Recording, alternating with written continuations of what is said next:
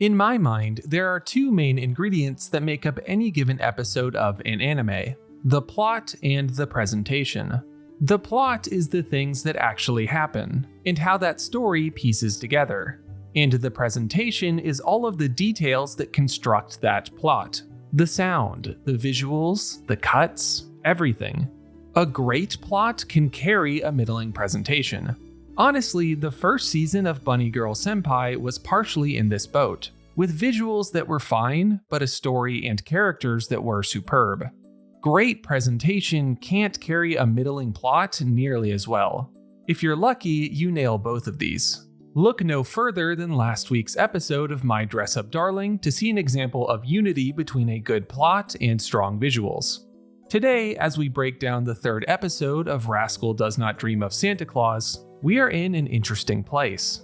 I really believe that the core message of this episode is strong, but to be honest, the presentation of said plot dropped the ball, and in a way that detracted from the entire Uzuki arc.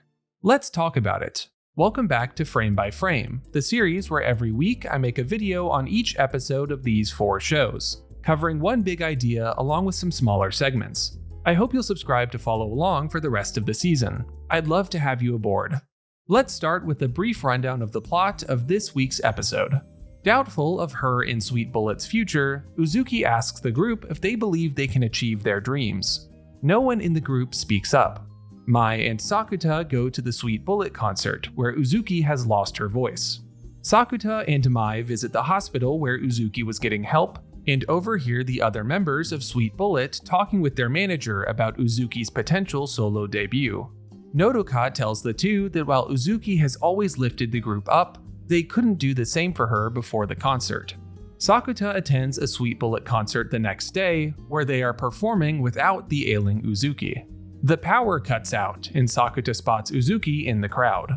After a conversation with Sakuta about her and the group's future, she rejoins them for the rest of the concert. Uzuki announces that she will both debut as a solo artist and stay with Sweet Bullet, and also drops out of college.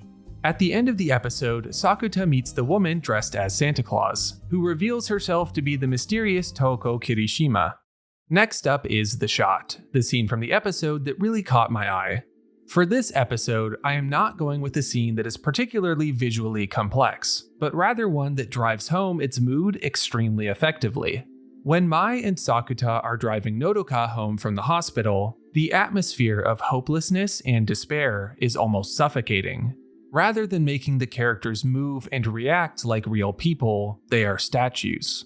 The lights casting by cast sharp reliefs on their stony faces. The outside worlds may be moving by, but things are stuck in here. It's unnerving. It swallows us in Nodoka's despair.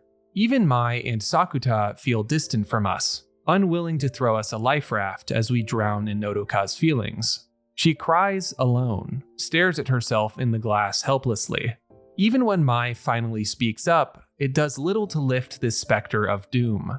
While this isn't the most enjoyable scene to watch in the world, it achieves a real feel of one of our characters at rock bottom, and for that I commend it.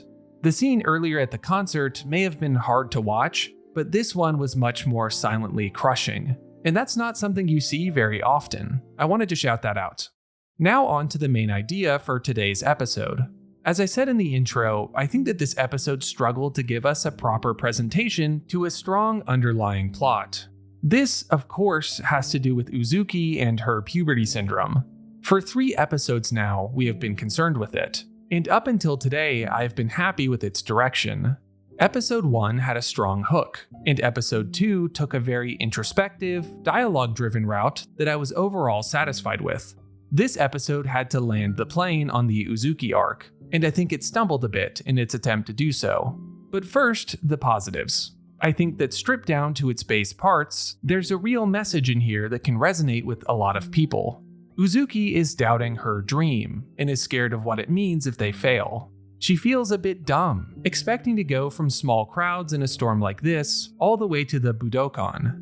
And really, if you've chased a dream before, who can't relate to this? I'm sitting here right now making YouTube videos for a still relatively small audience. When a video flops, do you really think I don't feel for a moment like, man, what am I doing? But really, at my core, this is what I love and want to do. Especially after reading some of your very nice comments, it's like I never had the feeling in the first place. Everyone has dreams, but the path to get there can often be a bit in the mud. Seeing Uzuki grapple with this feels real, and is a very nuanced conflict for a character to have. Sakuta's response is equally effective. Rather than a generic, "you got this," he tackles Uzuki's problem head on. Do you think that everyone else with you isn't in the same boat? They're giving a concert in the rain with no power. Do you think they don't feel a bit dumb? This reassurance feels more genuine than any run-of-the-mill pep talk, and is another instance of the series nailing more complicated emotional plotlines. Now though, we have the negative. The actual way that this episode handled these powerful ideas was not it. Going back to that first concert, the audio mix was just not great. They went with a really muffled effect for the singing, but without anything taking up that open sonic space, it just felt like I was at a distance from the action. The 3D rendering they did for the singers at both concerts was not working for me. It felt very jarring compared to how dedicated this show normally is to its visual style. Maybe I'm wrong and they've done this before, but in such serious scenes it felt distracting. Speaking of serious scenes, for an episode with basically no reprieve from these dreary moments, I found the sparse dialogue that I loved so much last episode get to be a little grating. For the major scenes, it was still really good, but something like the scene with Sweet Bullet at the hospital made me wish for once that they would maybe be like 10% clearer with each other. The real nadir for this episode though for me has to be the climactic scene of the entire Uzuki arc at the outdoor concert. Something about the whole scene's design, with the group singing in the background while Sakuta and Uzuki talk, just didn't affect me like I wanted it to. I understand that they're supposed to look a little pathetic, but it wasn't heartwarming or encouraging like I thought it would be.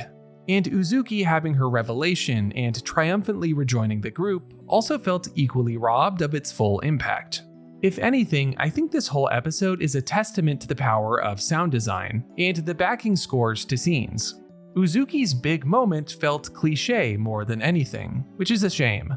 And the scene after, with her bidding Sakuta farewell at college, made me feel more like that was it than good for her.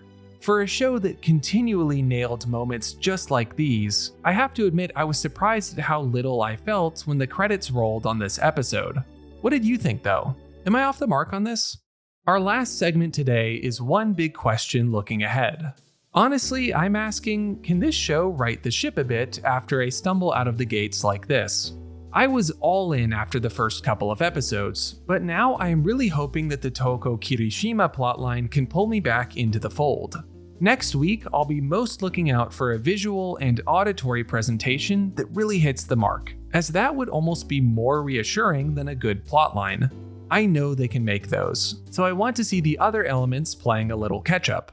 And that's it. That's the third episode of week 3 of Frame by Frame. Stay tuned for my next episode about The Fragrant Flower Blooms with Dignity.